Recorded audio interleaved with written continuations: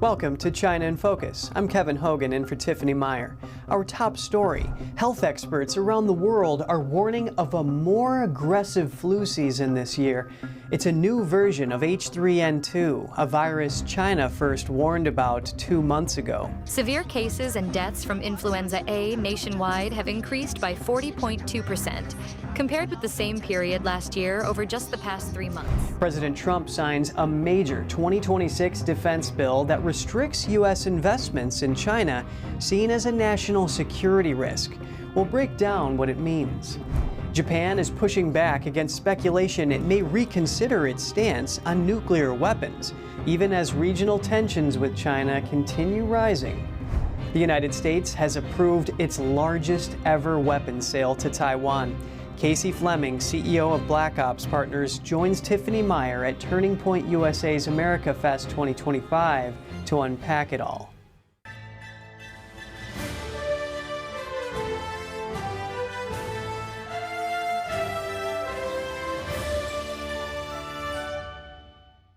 Health experts around the globe are now warning of a more aggressive flu season this year.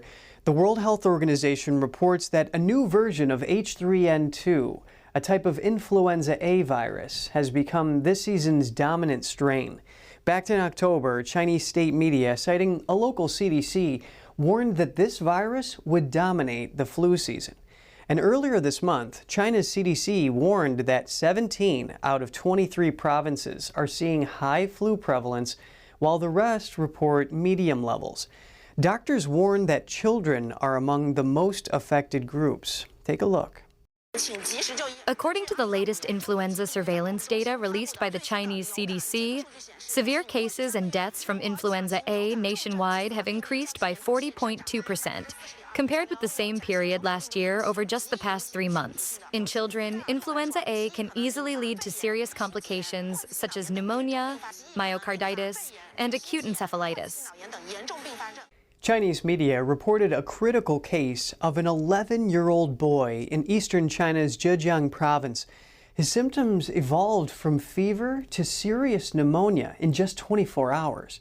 According to media reports, a CT scan shows half of his lung turned white, indicating heavy infection and impaired function in that area. He was diagnosed with severe pneumonia caused by influenza, complicated by a bacterial infection. Here's what other Chinese citizens are saying.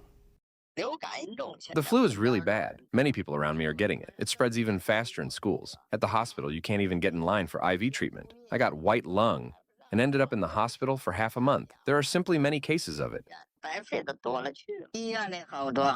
There are many patients in the hospitals. A lot of them still have COVID. And now, the deaths are mostly young people in their 30s and 40s. We can't predict it. Even a lot of kids are sick. When I look at the virus tests, they carry several viruses at the same time. So it's a co-infection issue, and it's really serious. That's why people think it's especially severe this year. The Chinese Communist Party has a history of covering up the real situation when it comes to public crises. Many signs are suggesting China's flu season may have started much earlier. In late October, Chinese media, citing the local CDC, warned that H3N2 would be the dominant strain this flu season. The report also said that southern China was already seeing surging flu activity, but it assured the public that this strain is not a new virus, so there's no need to worry. In other words, China's official report drew the conclusion roughly 2 months before the WHO. However, it withheld some key information from the public. This new H3N2 strain has 7 mutations and could spread quickly and grow stronger. Then, around early November, Canada and the UK started reporting H3N2 outbreaks in their countries. Just 2 weeks after those reports became public, the virus broke out across China. A resident from central China's Shanxi province told us that local hospitals were packed by sick people since the beginning of November. Many people were diagnosed with pneumonia. People started wearing masks again.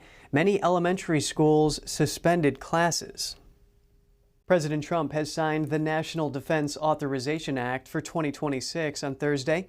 The annual defense bill will place restrictions on capital flow, target communist leadership's wealth, and kick China out of the Pentagon's supply chain.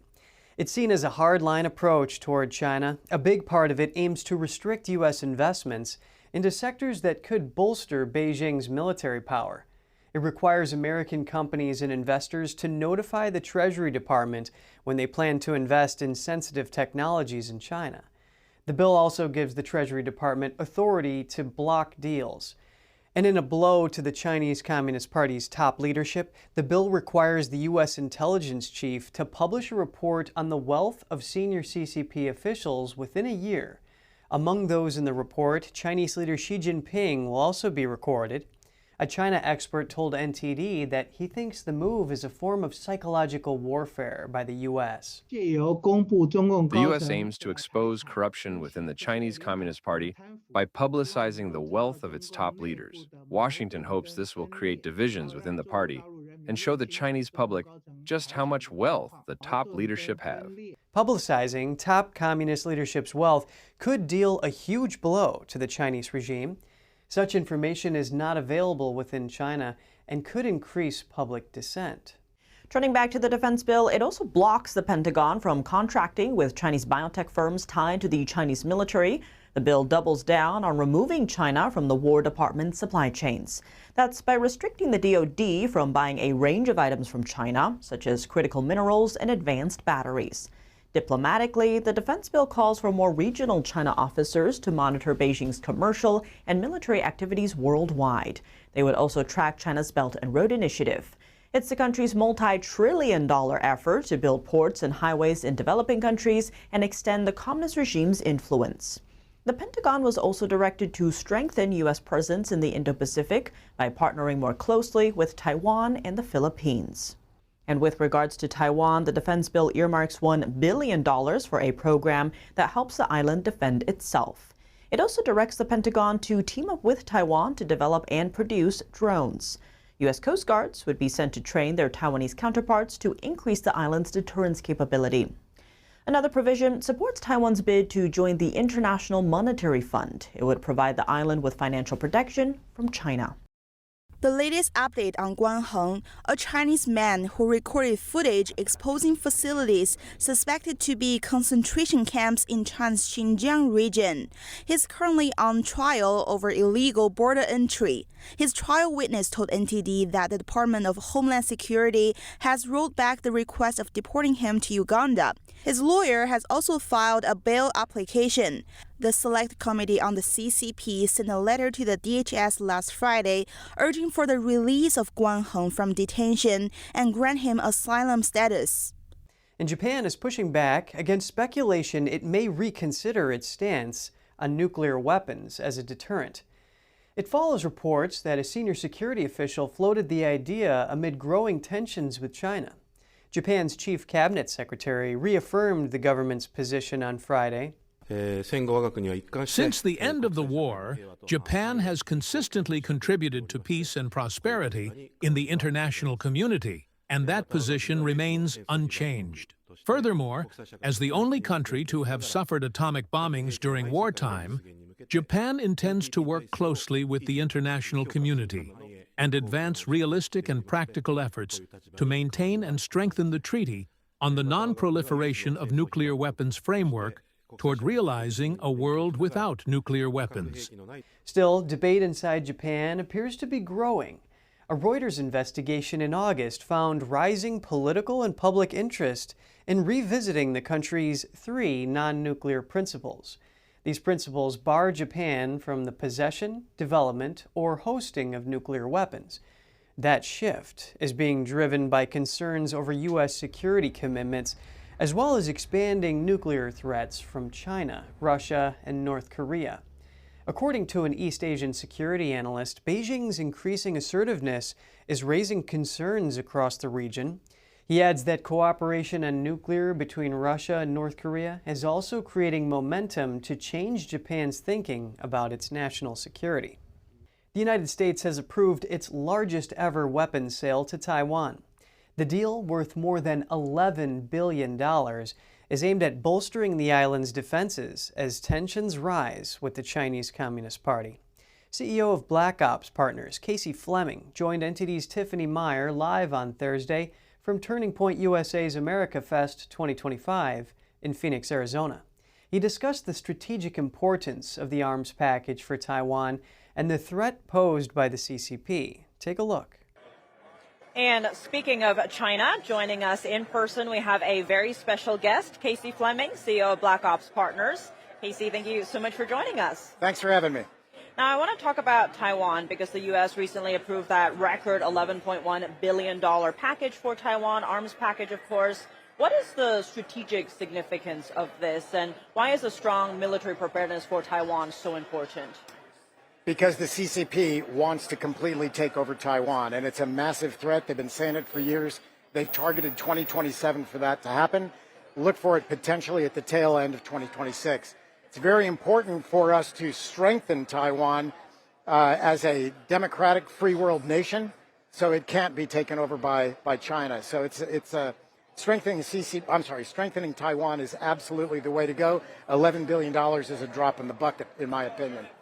Well, given today's geopolitical landscape, if you will, how quickly can China's unrestricted warfare, say economic, cyber, informational, turn into something kinetic? The goal is never to have to go to kinetic. The goal is to weaken them cyber, economically, all the different methods before ever going to conventional war. So if they do to go to conventional war, it's to weaken them as much as possible so that it weakens their will to fight and reduces the length of time and the casualties for the Chinese in the war. So it's a smart strategy. Unrestricted warfare is all methods across a long continuum. The end of the continuum is to win the war without fighting. So the plan is never to go conventional, but they're still working on building up their Navy, building up their Air Force, their Army, and so on in the event that it ever goes to the conventional side. But don't be surprised if it never goes conventional.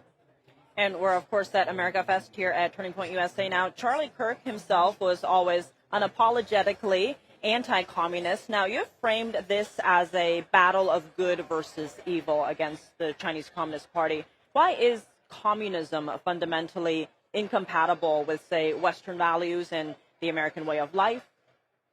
Where do I start? So the number one reason is communism is a religion. Most people don't understand that. Communism is a religion. So if it is a religion, then in communism, you must worship the head of the state and the head of the state. That is the God, and that is the only God. If you believe in communism and worshiping the state, then you are with Satan from a biblical standpoint. Just at that highest level, God versus Satan, and it's God versus communism. And speaking of help, often people want to know what they can do. I know you have an exciting new book coming out, Red Tsunami. Talk to us about that and maybe the core message you want people to take away. The core message is, if you ever read one book in your lifetime, read this. It's not actually a book. It's a survival guide. I'm not a book guy, so if I wrote a book, it's for a reason. And I wrote that book for God and country, and it actually exposes everything below the surface. If you want to understand what's going on, when COVID hit, everybody felt, and people still feel, the world fell off a cliff. Will somebody stand up and tell me the truth? I do that. I do that based on counterintelligence. For the past 2 decades, working through counterintelligence, working with top counterintelligence and intelligence experts, and then drilling down on each one of those dots and researching them empirically so there's no question on what the truth is. So the book is about the truth. People have wanted the truth since COVID hit. COVID was absolutely a crisis that we never wanted to deal with, and it was all planned. But there's a bigger plan. COVID is just one piece of it. That's biological war. So the one message I want, every person in your family should have this survival guide. I really want to see this survival guide in every high school, every college, every university to undo the communism, the Marxism, the socialism that's been going on for years in our universities. So this gives you no place to run or hide. And I think a lot of people, and this book is not political, this book rides above politics. Well, you heard it first here, folks. But expanding on that, it seems we're all here because we care deeply about America. Now, in practical terms, though, how do we strengthen unity and rebuild national resilience without, say, ignoring real threats? Number one, stay educated. The book helps with that, survival guide. Secondly, stop buying anything from China. Why do you want to fund the enemy who is killing you and your children? Why would you want to put a dime in that? You want to be educated. So the book tells you, the survival guide tells you where to spend your money, where you're not funding the Chinese Communist Party, who is ending you and your family. Well, on that note, Casey Fleming, as always, thank you so much for joining us. Pleasure to be here. Coming up, Chinese-owned app TikTok has signed a deal to sell most of its U.S. operations to a group of American investors. Did the move finally address national security concerns? More on that after the break here on China in Focus. Welcome back to China in Focus. I'm Kevin Hogan. Now, the latest on the months-long TikTok saga. The company has signed a deal to sell most of its U.S. assets to a group of American investors. TikTok's CEO shared the news with employees in a memo on Thursday. Here's the report. Social media giant TikTok is selling just over 80% of its U.S. assets in a move to avoid a ban in the country. Chinese owner ByteDance said Thursday that it had signed binding agreements with three major investors, Oracle, Silver Lake, and Abu Dhabi-based MGX. The deal will create a new U.S. company called TikTok USDS joint venture. ByteDance will retain a stake of just under 20%. The move is a big step to end years of worry about TikTok's future in the U.S. It had faced a ban from January this year under a law requiring it to divest its assets in the country over national security concerns. Donald Trump also tried to ban the app during his first term, but later became a fan, crediting it with helping him win last year's election. He opted to delay the January ban upon taking office this year. The deal's details align with a plan unveiled in September. Hong Kong media mogul and pro-democracy advocate Jimmy Lai was found guilty earlier this week of undermining China's national security. For more on the conviction, I spoke to Francis Hui, Policy and Advocacy Coordinator at the Committee for Freedom in Hong Kong Foundation. A U.S. citizen, Hui has been placed on Hong Kong's bounty list for her pro-freedom activities in the city. Thank you for joining us, Francis. A colleague at your foundation describes this case as an act of legal subversion. What does this conviction mean for Hong Kong? The verdict is pretty much expected by many people who have been following this case. We have seen a whole destructions of rule of law throughout this whole process of the trial. First of all, the trial was heard by three handpicked judges. And without no jury, and those people are politically appointed by Beijing. And during the trial, Jimmy Lai was told multiple times to not to talk about his political opinions. In the verdicts and the judgment, it's like 800 something pages long. It was so long. I've never seen this lengthy judgment that come from Hong Kong court. But for this whole judgment, you can see that they're trying so much to paint that Jimmy Lai is the mastermind of the movement, that he coordinated everything behind this millions, people of movement. But they didn't succeed. The judgment, if you look at it, none of it is about really, seditious, or none of it is about him, colluding with foreign forces. He's only criminalized because he talked to foreign politicians and publishing critical articles that perhaps hold pro-democracy views that are opposites of what Beijing wants, and that threatens Beijing. So I think for many people of Hong Kong, they know this verdict comes, they know what is, the result of it. But this is finally, after 5 years of hanging on, finally we have a result. And I think many people now wonder how long this sentence will be for Jimmy Lai, and people are concerned because of his health and his age. Yes, thank you for that, Francis. Now, as mentioned, the British Foreign Secretary strongly condemns this conviction and said this was politically motivated. So what can the international community do to pressure the CCP to release Lai? Well, I think in the U.S. Particularly, we just hope that members of Congress can continue to raise his profile, but also fast track many of the Hong Kong related legislation, including looking into the HKETO locations in the U.S., looking into their special privileges in the U.S., and a lot of other things like, imposing sanctions on judges and people, officials that are involved in this whole prosecution. I think that can be, the UK can follow that approach as well, especially with, a trip coming up to Beijing. I know the Prime Minister have a planned trip to Beijing. I mean, condition Jimmy Lai release as the condition for that trip to continue to happen. I think, many things we can do as an international community to support Jimmy Lai and other political prisoner in this very critical moment, where we're now in the very critical window between the verdict and the sentencing. And we just hope that during this time, in this 1 month period, we can have as much voice as we can and pressure the Chinese government to, again, immediately release Jimmy Lai unconditionally. I hear you. For a little bit of context, Lai was arrested over 5 years ago and has been imprisoned for over 1,800 days, most of that in solitary confinement. He's 78 years old and he has diabetes, and his son said he could actually see Lai's condition worsen with significant weight loss and frailty. Why do you think the CCP has gone to such lengths to target Lai in such a public fashion? Well, they need an icon they need someone there to show that, no one can hold opposition voice. You can run a business in Hong Kong, you can have a newspaper in Hong Kong, but you can't do anything like what Jimmy Lai do. I think Beijing is scared of Jimmy Lai because he is rich, and he has the connection, and he has a great story to tell, which resonates with many people abroad. Francis Hui, thank you for shedding light on this. That's all for today's China in Focus. I'm Kevin Hogan. If you have any feedback on the show or have something you'd like to see us cover, send us an email at chinainfocus@ntd.com. And for round-the-clock, original news coverage, visit us at ntd.com or download our NTD app. Thanks for watching. See you soon.